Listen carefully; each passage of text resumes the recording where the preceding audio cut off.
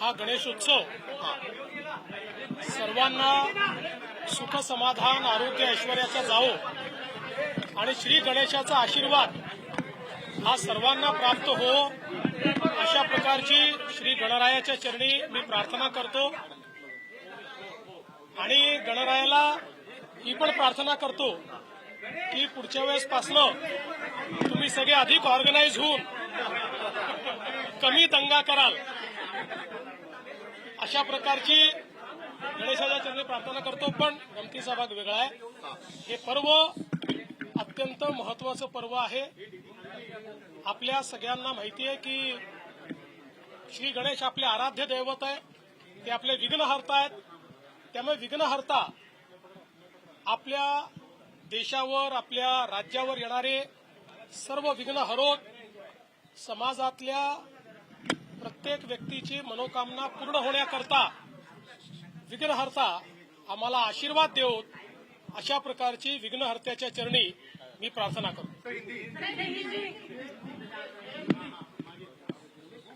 तमाम भारत के और दुनिया भर के गणेश भक्तों को मैं बहुत बहुत गणेश पर्व की शुभकामनाएं देता हूं।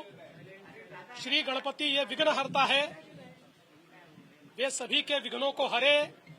हमारे देश के सामने, प्रदेश के सामने, जन जन के सामने जो विघ्न है उन विघ्नों को हरने की शक्ति श्री गजानन गणपति हमें दे, ऐसी मैं उनसे प्रार्थना करता हूं। और बड़े हर्षोल्लास के साथ हम इस पर्व को मनाएं और मनाते समय कानून व्यवस्था का भी ध्यान रखें, ऐसी सबसे प्रार्थना करता हूं। राज्य उत्सवाचा दर्जा दिल्यानंतर हा पहिलाच गणेशोत्सव होतोय।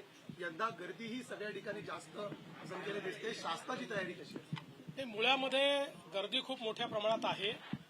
त्याच्या नियोजनाच्या संदर्भात त्या ठिकाणच्या जी काही पोलीस युनिट्स आहेत त्यांनी मंडळांची चर्चा केलेली आहे, मंडळांना एसओपी दिलेले आहेत, मंडळांसोबत ते एसओपी ते पाळतायत की नाही या संदर्भात चर्चा केली आहे, मोठ्या मंडळांसोबत रिहर्सल केलेली आहे।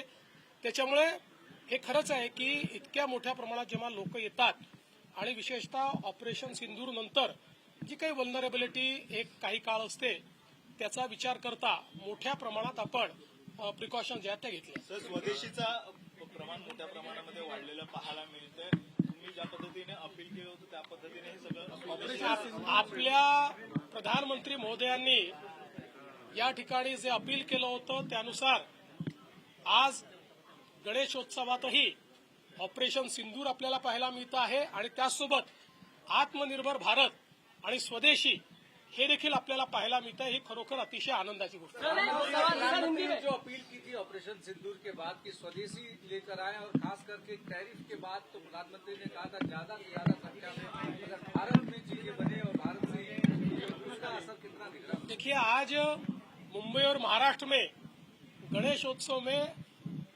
आत्मनिर्भर भारत और स्वदेशी का बोलबाला दिख रहा है और ऑपरेशन सिंदूर की भी बड़े पैमाने पर चर्चा हमको दिखाई पड़ रही है।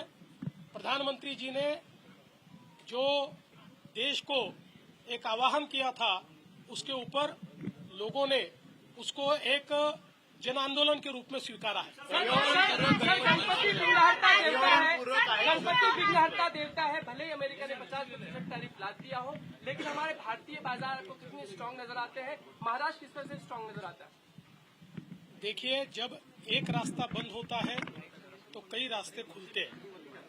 हमारी नजर भी पैनी होती है, हमारी नजर भी विस्तृत होती है, इसलिए कई रास्ते खुलेंगे और हम लोग इस चुनौती को अवसर के रूप में इस्तेमाल करेंगे, यही प्रधानमंत्री जी ने कहा। आज एकत्र येताना दिसत आहेत। गणेशोत्सव आहे, दोघंही भाऊ एकत्र आहेत। निवडणुकीच्या दृष्टीनं देखील कुठेतरी हे पाऊल आहे। मला असं वाटतं की श्री गणेशाने सुबुद्धी दिली आहे, त्यामुळे भाऊ एकत्रित आहेत, ते एकत्रितच राहावेत, अशी सुबुद्धी त्यांना मिळत राहावी अशी गणेशाच्या चरणी प्रार्थना। अरे एखाद्या दिवशी राजकारण सोडून द्या, आज विघ्नहर्त्याचं बोलू आपण, काय राजकारणाचं बोलू? राज्यात वॉर रूम सुद्धा तुम्ही स्थापन करण्याचा निर्णय दिलेला आहे. राज्यातली एकंदर देशातलं पहिलं राज्य असं ठरलेलं आहे की जी वॉर रूम करते टॅरिफसाठी. आम्ही असं ठरवलं आहे की वेगवेगळ्या बाजारपेठा उघडण्याकरता, वेगवेगळ्या देशांमध्ये व्यापार वाढवण्याकरता आणि ग्लोबल कॉम्पिटिटिव्हनेस करता जे जे काही रिफॉर्म्स करण्याची आवश्यकता आहे ते रिफॉर्म्स करण्याकरता आम्ही वॉर रूम उघडली आहे. 100 रिफॉर्म्स करायचं आम्ही एक टार्गेट ठरवलेलं आहे आणि या माध्यमातनं ईज ऑफ डुईंग बिझनेसच्या माध्यमातनं आपल्या उत्पादन खर्च हा कमी झाला पाहिजे, लॉजिस्टिक्सची कॉस्ट कमी झाली पाहिजे आणि नवीन मार्केटमध्ये आपले जे प्रोडक्ट्स आहेत, आपले जे उत्पादनं आहेत त्यांना योग्य प्रकारचं मार्केट मिळालं पाहिजे. याकरता राज्य म्हणून जे जे करता येईल ते आम्ही करणार आहोत.